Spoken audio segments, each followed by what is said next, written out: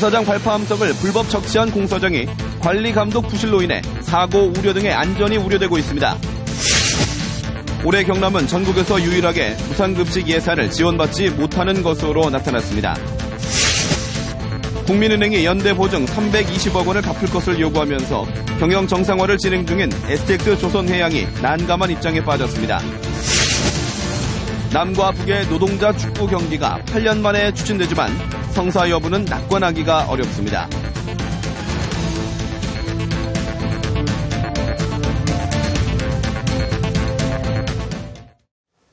안녕하십니까. 이어서 경남 소식입니다. 지난 1월 발파 함석들을 허가도 받지 않고 산더미로 쌓아놓고 도로 공사를 하던 현장을 KBS가 고발했는데요. 해당 공사구역은 여전히 주택단지 옆에서 먼지를 일으키고 돌무더기를 수십 미터 쌓는 등 마구잡이식 공사가 진행되고 있었습니다. 차주아 기자가 취재했습니다. 김해의 한 도로공사장. 인근 터널 공사장에서 발파된 암석 덩어리를 실은 15톤 화물차가 돌무더기를 쏟아내자 희뿌연 비산먼지가 공사장 전체에 내려앉습니다.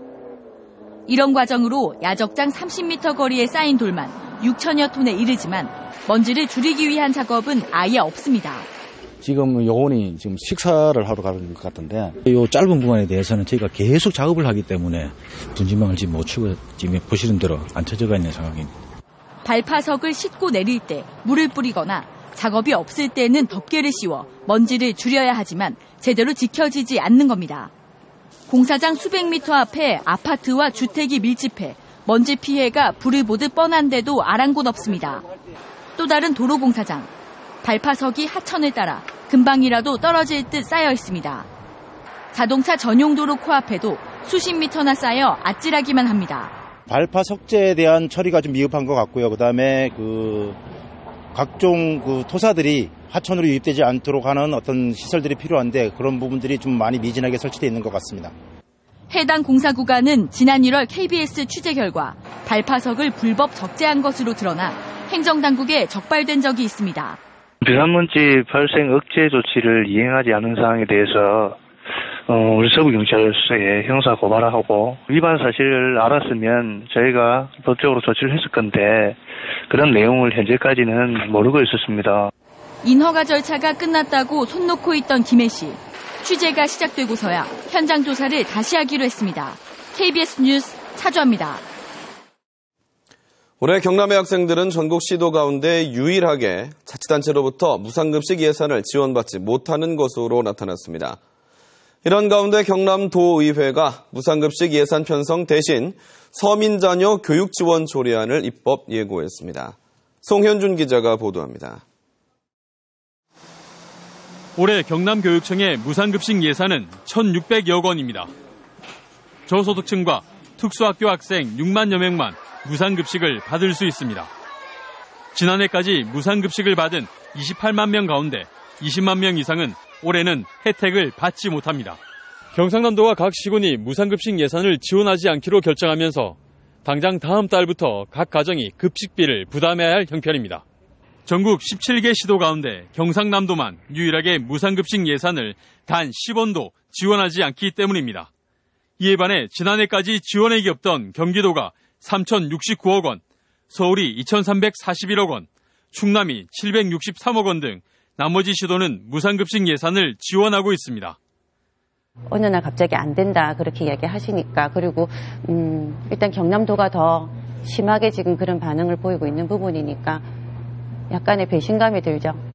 이런 가운데 경남도의회는 미편성된 무상급식 지원 예산 642억 원을 재원으로 서민자녀 교육지원 조례안을 입법 예고했습니다. 서민자녀의 학력 향상과 교육격차 해소를 위해 사용한다는 것이 조례안의 주요 골자지만 논란도 일고 있습니다. 이 예산은 무상급식을 주지 않기 위한 급조된 내용이 전혀 검토되지 않은 예산인데 이걸 조례로 뒷받침하겠다고 하는 것은 이것도 역시 상식에 좀 벗어난.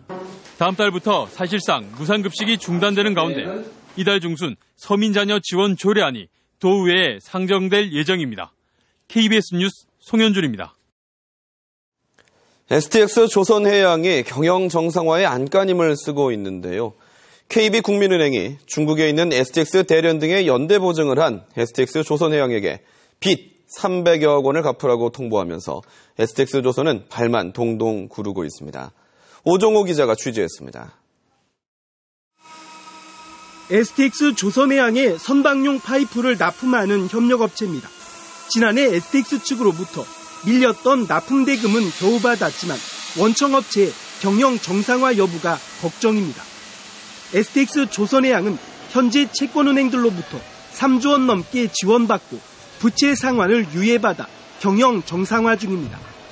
하지만 연대 보증한 STX 대련의 부실로 320억 원을 KB국민은행에 갚으라는 법원 판결에 불똥이 튀었습니다. 저희가 어떻게 딱히 대응할 수 있는 게 아니에요. 어쨌든 협의를 잘 하는 방법밖에 없으니까요. 창원 상공회의소와 창원시는 STX가 무너질 경우 지역 경제 타격을 우려하며 KB 측에 부채 상환 유예를 건의했습니다. 1,400여 협력업체들의 기업 경영에도 엄청난 타격을 입을 뿐만 아니고 6만여 근로자들의 생계 유지가 굉장히 심각한. KB국민은행은 확답은 미루고 있습니다. 여신에 대한 부분을 사후 관리하는 규정대로 일단 처리를 했던 사항이라고 말씀을 하시고요. 지역의 요구대로 부채 상환을 유예할지 모두 KB국민은행의 입만 쳐다보고 있습니다. KBS 뉴스 오종우입니다. 지난 2007년 5월 1일 창원에서 남과 북의 노동자가 함께하는 통일축구대회가 열렸는데요. 올해 광복 70주년을 맞아 남북 노동자 축구대회가 추진되고 있지만 성사 여부가 불투명합니다. 보도에 손은혁 기자입니다. 축구장 하늘을 뒤덮은 대형 한반도기. 지난 2007년 창원에서 열린 남북 노동자 축구대회입니다. 6.15 공동선언을 자주통일의 이정표, 희망의 표대로 8년 만에 남북 노동자 축구대회가 추진됩니다. 우리나라 양대 노총이 제안하고 북한 조선직업 총동맹 중앙위원회가 수용하면서 5월 1일 노동절에 대회를 개최하는 것으로 합의됐습니다. 통일이라고 하는 이 부분조차도 너무나 희미하게 될 가능성이 크다. 그래서 이 70년이라고 하는 이 부분을 정말 실질적으로 우리가 뭔가를 할 수 있는. 대회가 성사된다면 지난 1999년 평양과 2007년 창원에 이어 세 번째가 됩니다. 문제는 지난 2010년 천안함 사건 뒤 정부가 내린 5.24 대북 제재 조치입니다. 정부의 승인 여부가 불투명해지면서 구체적인 추가 협의는 사실상 중단된 상태입니다. 우리 역시도 이제 장담을 할 수가 없습니다. 하지만 이 5.24 조제 철에 관련해서 분위기들을 좀 경남도민들에게 알리내고. 이런 가운데 남북노동자 축구대회 경남 지역 예선이 18개 팀이 참가한 가운데 오는 8일부터 열립니다. KBS 뉴스 손원혁입니다. 진주 혁신도시의 랜드마크 역할을 하게 될 한국토지주택공사 LH 신사옥이 오늘 준공됐습니다. 진주 혁신도시의 이전도 마무리돼가고 있습니다. 황재락 기자의 보도입니다. 지상 20층 최고 92m 높이인 웅장한 건물이 모습을 드러냅니다. 전체 인원 33만여 명이 투입돼 착공 28개월 만에 준공된 한국토지주택공사 LH 신사옥입니다. 금강송과 진주, 촉성루의 모습을 딴 곡선 형태의 건물은 보는 시각에 따라 다양한 모습. 초절전 에너지 건물로 지어진 LH 신사옥에는 1,400여 명이 근무하는 LH 본사와 한국저작권위원회 등이 이전합니다. 공사가 완료되었으니 마무리 잔손보기 및 지자체 사용 승인을 거쳐 4월 초순부터 약 한 달간 본격적으로 본사 이전을 추진할 계획입니다. 국내 최고의 종합 시험 인증기관인 한국산업기술시험원은 다음 주까지 진주 이전을 마무리하고 한국세라믹기술원도 이달 안에 신사옥 입주를 마무리합니다. 국내에서 가장 큰 시험 인증 기관이거든요. 그래서 저희가 하는 역할 자체는 그 시험 평가 인증을 기반으로 해서 그런 기업들을 지원해주는 그런 역할들. 진주 혁신도시에는 11개 이전 기간 가운데 9개 기관이 올해 말까지 이전을 마무리하고 상가와 아파트 입주가 진행되는 등 새로운 도심의 모습을 갖추고 있습니다. 경남 서부권의 새로운 중심이 될 진주 혁신도시가 후보지 결정 10년 만에 조금씩 완성된 모습을 보이고 있습니다. KBS 뉴스 황지락입니다.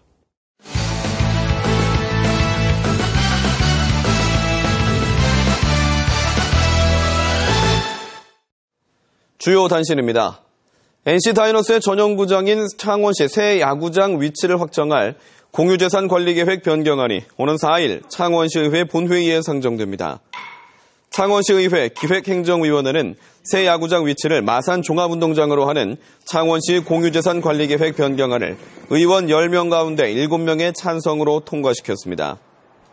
이에 따라 창원시의회는 오는 4일에 열리는 본회의에 상정해 새 야구장의 위치 변경을 확정하게 됩니다. 국무총리 소속 부마민주항쟁 진상규명과 관련자 명예회복심의위원회가 오는 5월 29일까지 사실피해 신고 2차 접수를 받습니다. 1979년 10월 부마항쟁에 참여해 피해를 입은 사람은 경남 각 자치단체를 통해 신고할 수 있으며 관련자로 인정받으면 6개월 이내 보상금 지급과 명예회복을 신청할 수 있습니다. 지난해 11월부터 올해 1월까지 진행된 1차 접수에 모두 92명이 피해 신고를 했습니다. 금속노조 경남지부가 지난달 대법원에서 부당해고 판결을 받은 자동차 부품업체 센트랄의 해고자에 대해 조속한 복직을 촉구했습니다.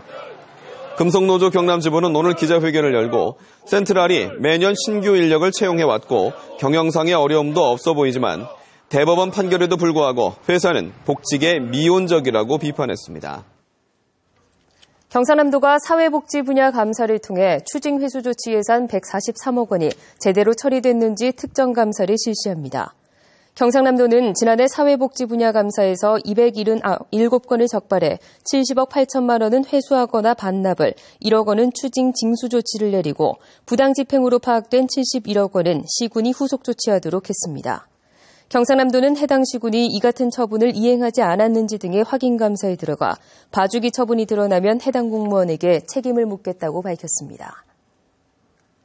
가짜 환자를 유치해 허위 진료기록부를 작성하는 방법으로 요양급여 등 수억 원을 가로챈 혐의로 구속 기소된 병원장이 2심에서 1심보다 더 무거운 형량을 선고받았습니다. 창원지방법원 제1형사부는 경남의 한 신경외과 병원장 58살 유모 씨와 원무부장 53살 황모 씨에 대한 항소심에서 원심 판결을 파기하고 유 씨를 징역 1년 6월, 황 씨는 징역 2년을 선고했습니다. 이들은 2008년 1월부터 4년 동안 보험 설계사와 택시기사로부터 1인당 소개비 5만 원에 가짜 입원 환자 100여 명을 유치해 국민건강보험공단 요양급여 1억 1천만 원을 가로챘습니다. 경남 소식이었습니다.